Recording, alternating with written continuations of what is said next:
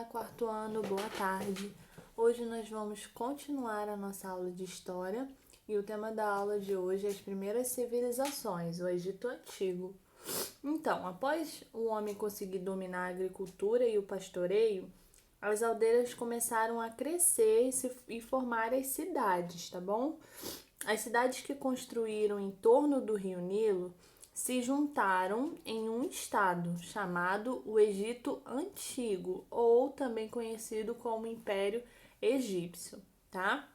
O Egito Antigo foi uma das maiores civilizações do período da Antiguidade e se localizava no nordeste da África, ok?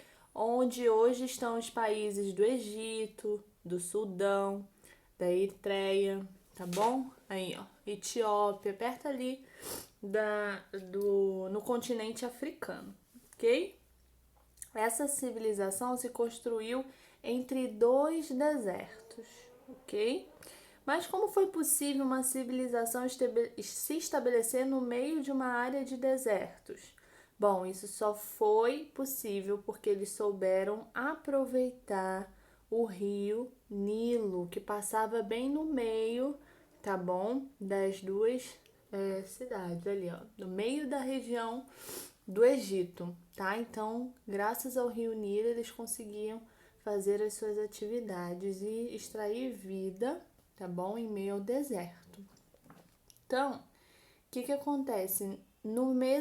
Entre os meses de junho e novembro, tinha um período de muita chuva, tá? E fazia com que o rio Nilo transbordasse. E quando ele transbordava, ele umedecia as terras ao seu redor.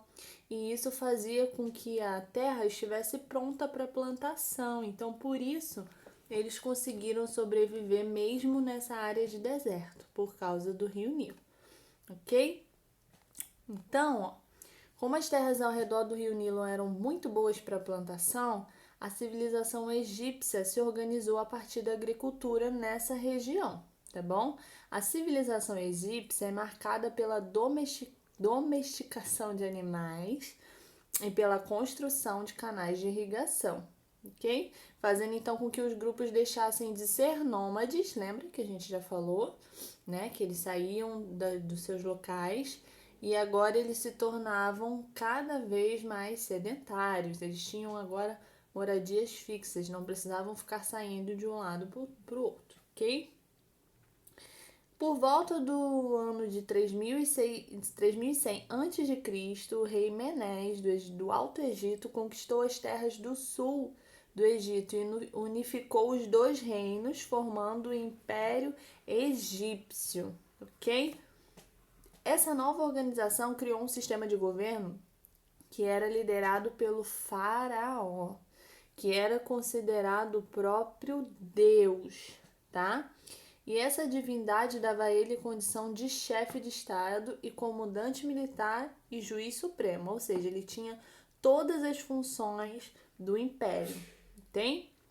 Essa liderança fazia com que Faraó fosse respeitado pela população que seguia todas as suas ordens.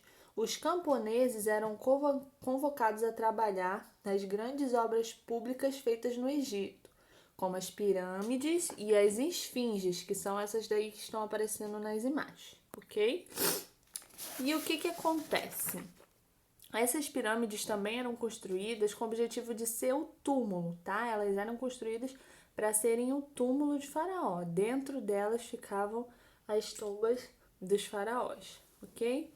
Outra característica muito importante da sociedade egípcia é que eles possuíam conhecimento sobre física, matemática, geografia, astronomia, medicina, arquitetura. Eles eram muito inteligentes, tá?